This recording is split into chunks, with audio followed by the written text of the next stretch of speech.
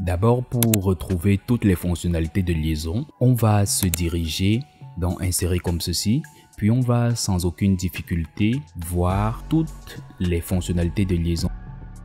Il y a lier Revit, IFC, CAO, topographie, annotation, vignette, nuage de points, modèle de coordination, PDF, image et aussi les gestions des liens à côté. On a là le compartiment importer puis charger depuis la bibliothèque. Et là, vous êtes peut-être en train de vous dire, attends, tu veux nous parler de la liaison, mais on voit exactement les mêmes trucs dans importer, CAO, PDF, image, etc. C'est quoi l'idée, Arnoldo? Superbe question, parce que oui, ça peut prêter à confusion. La différence est simple. Importer, c'est comme copier-coller. On met réellement le fichier dans notre projet. Ça veut dire qu'il fait partie du fichier Revit. Mais l'inconvénient, c'est qu'il ne bougera plus, même si l'original est modifié ailleurs. Et ça, c'est souvent un piège. Par contre, lier, c'est comme mettre un lien ou un raccourci. Là, on référence le fichier à son emplacement d'origine. Du coup, si ce fichier est mis à jour, Revit peut nous proposer de mettre notre projet à jour aussi. Et surtout, ça garde notre fichier Revit léger parce qu'on ne stocke pas du tout à l'intérieur. Résultat, si tu veux juste afficher des infos de coordination et garder ton projet propre, toujours préférer lier. Si tu es sûr que le fichier ne bougera plus et que tu veux modifier directement dans Revit, là tu peux l'importer. Là on voit le format GBXML. Le petit vilain canard de la partie importée. Donc c'est juste pour dire Green Building XML. Donc c'est un format basé sur le XML qui décrit en fait la géométrie et les propriétés d'un bâtiment afin d'alimenter des simulations énergétiques et environnementales. Mais pour des analyses réglementaires ou de haut niveau, style RT 2012, RE 2020, etc., on utilise généralement le GBXML de Revit comme point de départ, puis on l'importe dans les logiciels spécialisés comme Energy Plus. Et concernant les commandes liées à la bibliothèque, il n'y a rien de compliqué. Donc là, c'est charger famille. On peut ajouter des objets spécifiques au projet depuis la bibliothèque locale. Ici, charger la famille Autodesk. Donc là, on a accès rapidement à du contenu actualisé, parfois fourni par des fabricants. Ici, charger en tant que groupe. Donc là, c'est pour importer les zones ou les compositions répétitives. Exemple, chambre type, bloc sanitaire, etc. Et là, pour insérer à partir du fichier, donc là, c'est pour récupérer et réutiliser des éléments non modélisés tels que les plans, les coupes et les nomenclatures.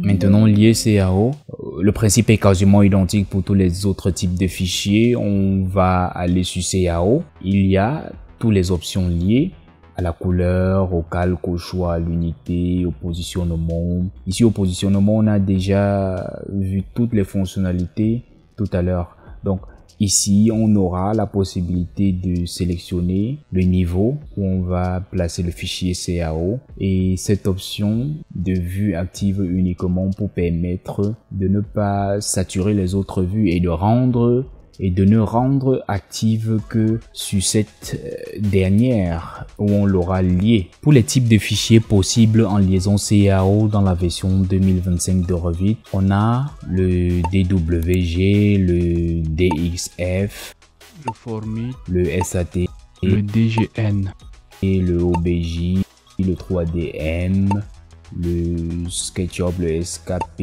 le STL, le STEP. Là, on peut passer à la topographie. Donc, lier topographie amène automatiquement sur des surfaces de terrain externes dans Revit offrant un contexte géographique précis. C'est très utile dans tout projet BIM où le site compte donc des infrastructures, des aménagements, etc.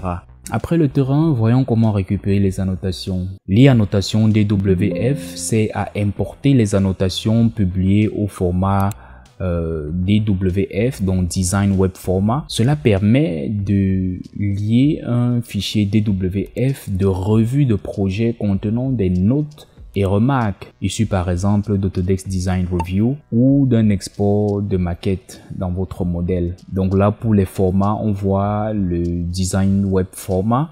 Donc là, c'est pour partager entre utilisateurs utilisant principalement des produits Autodesk ou Design Review. Et là, on a le DWFX.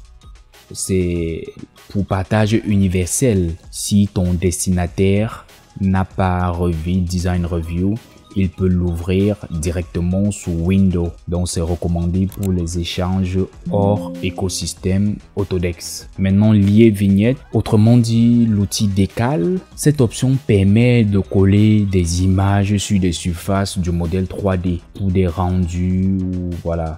Ça peut varier selon notre besoin, même des logos. La commande lier nuage de points permet d'importer des nuages de points 3D, des fichiers RCP ou RCS générés par Recap par exemple. Ces nuages de points proviennent des scanners laser 3D et contiennent des millions de points mesurés dans l'espace réel. En liant un nuage de points dans Revit, on intègre cette géométrie de référence pour modéliser par-dessus. En important comme ça, on voit le mode de positionnement. Donc le principe est similaire aux autres. On a automatique centre-centre, donc le centre géométrique du nuage de points est aligné avec le centre géométrique du projet. Automatique origine vers origine interne. L'origine du nuage est placée sous l'origine interne du projet. Automatique à l'emplacement partagé dans le nuage, ici, est inséré en fonction des coordonnées partagées entre le nuage et le projet. Maintenant, modèle de coordination. Dans Revit, l'outil modèle de coordination qui a été introduit dans les dernières versions permet d'insérer un modèle externe, souvent issu de Navisworks, d'un nuage de points fédéré ou d'un modèle collaboratif. Ça, c'est vraiment à des fins de coordination visuelle. Donc, il y a la méthode locale, donc le travail ponctuel des fichiers internes à usage individuel.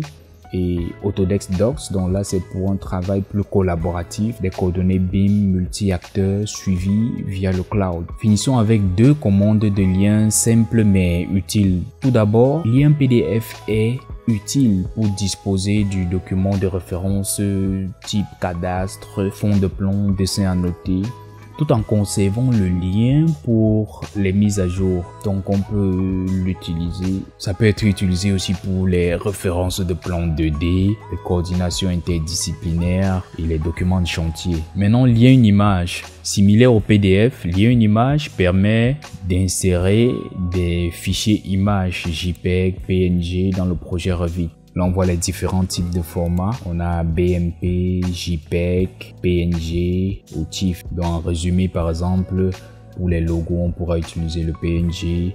Pour les photos de chantier au rendu, on peut faire sans JPEG. Et les scans de plans, on fait en TIFF.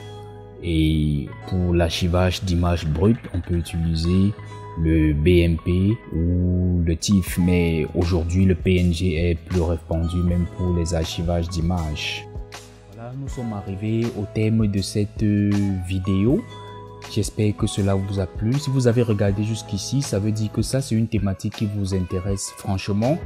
Donc n'hésitez pas à vous abonner à cette chaîne si ce n'est pas encore fait, en activant la cloche de notification pour être notifié à chaque fois que je poste du contenu. Et on se dit à la prochaine, dans la prochaine vidéo. D'ici là, portez-vous bien. Ciao, ciao.